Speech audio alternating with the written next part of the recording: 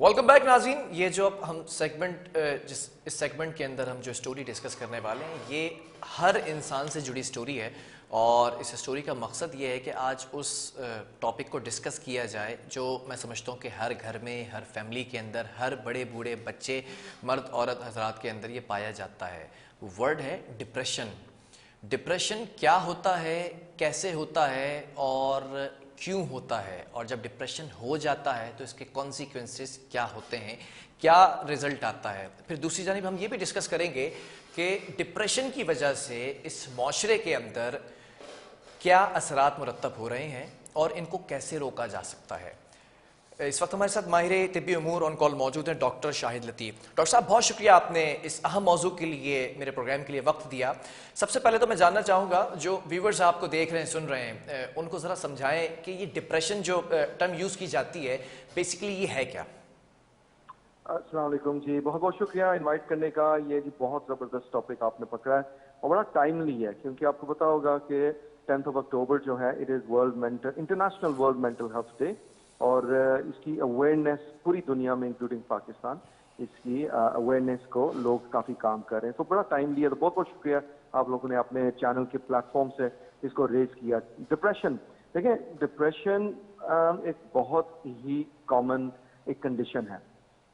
Common मैं इसलिए कह रहा हूँ क्योंकि ये एक लफ्ज है, इसको अब्यूज भी बहुत किया जाता है और इसको मिस भी किया जाता है और इसको मिस डायग्नोज भी किया जाता है। ठीक है। जहां तक इसको अब्यूज किया जाता है वो ये है कि फॉर एग्जांपल अगर नॉर्मल कोई रिएक्शन मुझे कोई एडवर्स लाइफ इवेंट्स का हुआ है कि जी मैं गाड़ी का एक्सीडेंट हो गया है, या मेरा एक हफ्ते के लिए बिजनेस सही नहीं चल रहा, या किसी हस्बैंड या वाइफ से या बहन भाई से, बच्चों के साथ किसी किस्म की कॉन्फ्लिक्ट हुई है, तो जाहिर है ये एक नेगेटिव इमोशंस क्रिएट करेगा और आपके जो मूड है वो अच्छा नहीं होगा।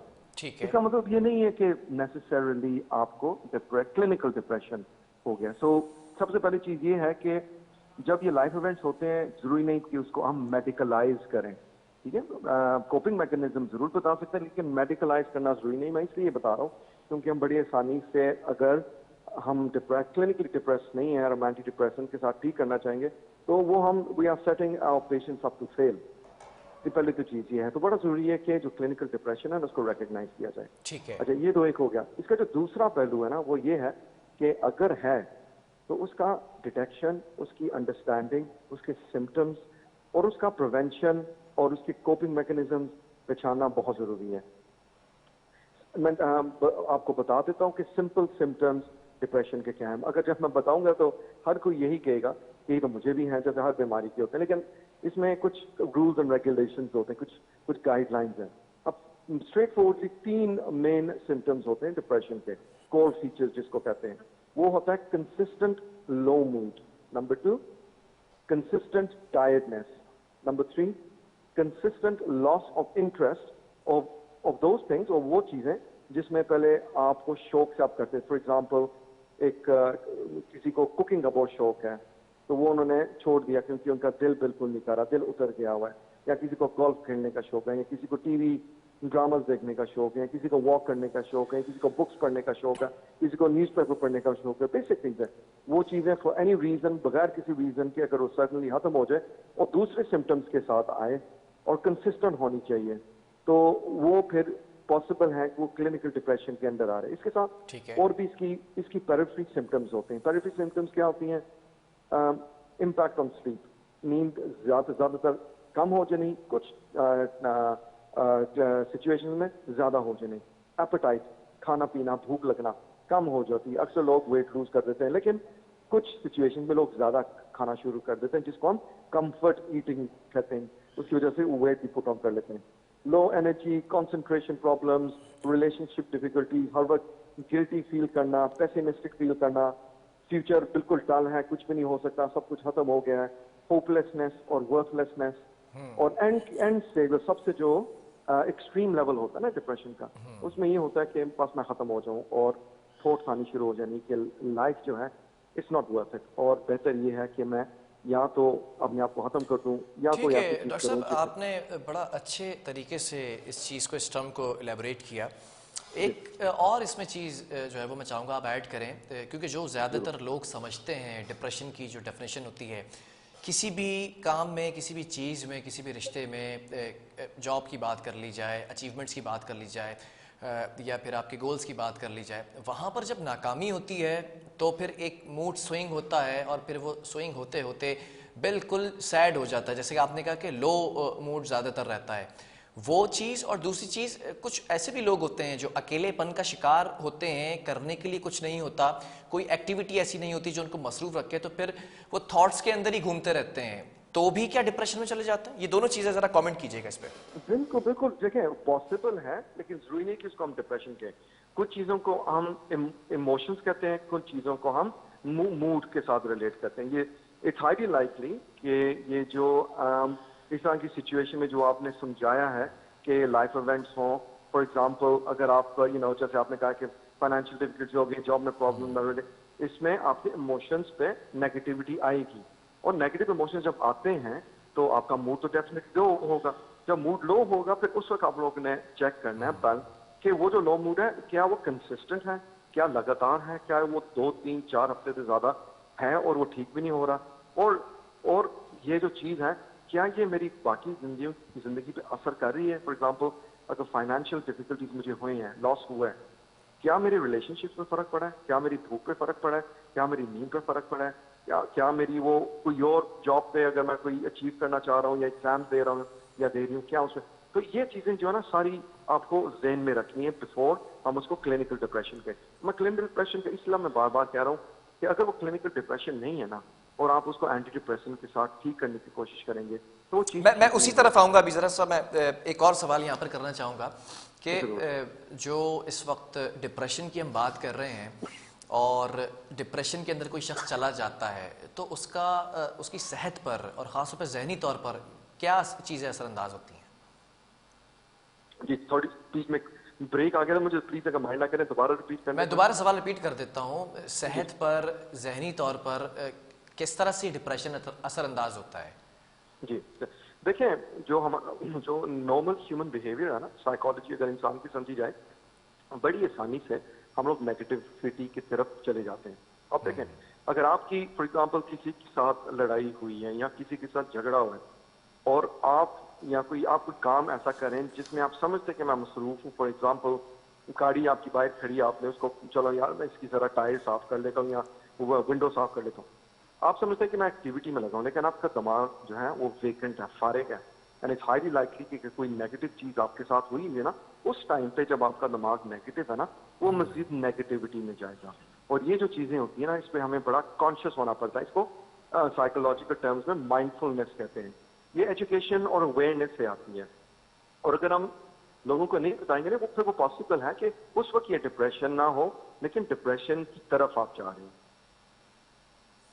ठीक है डॉक्टर साहब, ये भी जानना चाहूँगा कि साइकेट्रिस्ट की बात कर ली जाए, साइकोलॉजिस्ट की बात कर ली जाए, और अगर कोई शख्स डिप्रेशन के अंदर है तो अगर उसको रेकमेंड भी किया जाता है या मशवरा दिया जाता है तो जाने से गुरेज करते हैं, या फिर पहला जो रिएक्शन होता है या पहला जुमला होता है वो ये कहते हैं कि भाई मैं पागल थोड़ी हूँ जो मैं साइकोलॉजी या साइकेट्रिस्ट के पास जाऊँगा या एंटी डिप्रेसिंग जो टैबलेट्स हैं वो यूज़ करूँगा। तो इसके ऊपर भी थोड़ा सा कॉमेंट कीजिएगा। जरूर जरूर, देखिए ना आपने बड़ा अच्छा सवाल पूछा ये।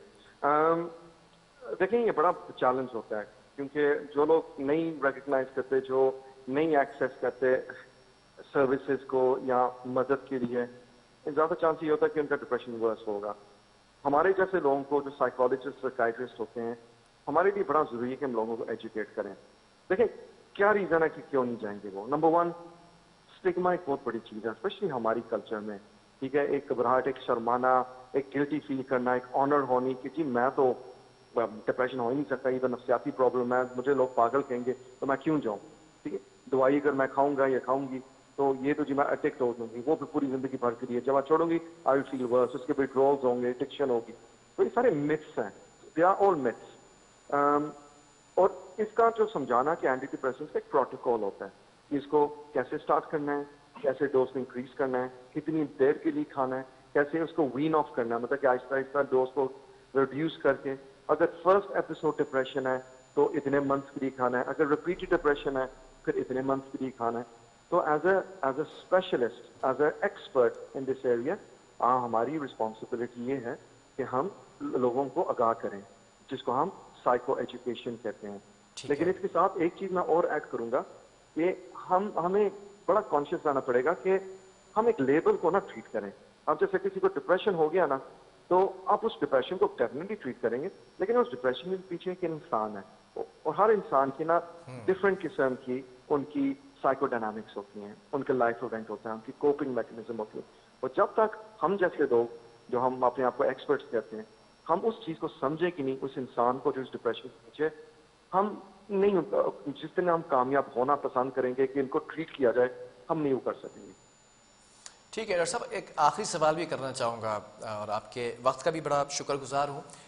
किसी शख्स को अगर डिप्रेशन हो जाता है और ये बात जो है वो साबित भी हो जाती है कि भाई आप डिप्रेशन में हैं, तो इस डिप्रेशन से कैसे निकला जा सकता है? एक आम फहम जो ज़बान है एक आम आदमी के लिए, उसमें ज़रा कमेंट कीजिएगा, क्योंकि जो लोग सुन रहे हैं ऑब्वियसली हो सकता है कुछ लोग रिलेट कर रहे होंगे आपकी बातों को और ये भी जो है वो एनालाइज कर रहे होंगे कि शायद हम डिप्रेशन में हैं, कैसे निकला जा सकता है? बिल्कुल ठीक है। देखिए, डिप्रेशन की जो है ना, वो क्लिनिकल एंटिटी है और उसका ट्रीटमेंट है। ट्रीटमेंट का मतलब इसका सोल्यूशन है। सबसे पहले तो इम्पोर्टेंट चीज ये है कि हमें पता होना चाहिए कि डिप्रेशन है, क्लिनिकल डिप्रेशन, वो काफी कॉमन है। कॉमन का मतलब यह है कि 1 in 3 पीपल, अगर आपके सामने 3 लोग बैठे हुए ना कहीं उनकी जिंदगी में उनको डिप्रेशन के, क्लिनिकल डिप्रेशन कहीं ना कहीं स्टेज पे होगा। So that is a very high, देखे ना, वेरी हाई प्रेवलेंस। नंबर 2, जब एक दफा वो हो जाए तो ट्रीटमेंट है, और ट्रीटमेंट जो है ना वो 3 हम जो वेस्टर्न मॉडल फॉलो करते हैं, मैं तो बल्कि एक एडिशनल आपको बताऊंगा जो ईस्टर्न मॉडल में यूज करते हैं, और वो बड़ा पावरफुल है। जो वेस्टर्न मॉडल है उसको हम बायो साइको सोशल कहते हैं। Bio meaning medication, psycho meaning psychological therapy, कि आप कोपिंग मैकेनिज्म डेवलप करें। और नंबर 3 सोशल। सोशल ये है कि उनका सोशल एनवायरनमेंट देखें, कौन सी ऐसी चीजें हैं जो उनकी डिप्रेशन को, उनकी नेगेटिव थॉट्स को रीइंफोर्स करें, और वो जो बंदा या बंदी है उन्होंने कैसे इसको मैनेज करना है। चौथी चीज जो मैं कहूंगा और हमेशा कहूंगा, आपको पता है कि हमारे कल्चर में हम लोग डिप्रेशन के बजाय हम कहेंगे जी जिन का हवाला देंगे, हम नजर का कहेंगे, ब्लैक मैजिक, जादू करेंगे। ये बहुत ज्यादा कॉमन है, सिर्फ यहाँ कॉमन नहीं है, जो पाकिस्तानी जो यूके में भी होते हैं, अमेरिका में, वो भी एक कल्चरल चीज है, वो बिलीव करते हैं। तो उसको, उस चैलेंज को ओवरकम करना बड़ा जरूरी है। लेकिन आपने उनको ये नहीं कहना कि जी ये बिल्कुल गलत है, आपने उस तरफ जाना ही नहीं है। अगर वो कुरान और नमाज पढ़ना चाहते हैं, बहुत अच्छी बात है। तो ये 4th एलिमेंट है इस मॉडल का, the bio psycho social and the spiritual element. Spiritual बहुत बहुत ही इंपॉर्टेंट है लोगों के लिए।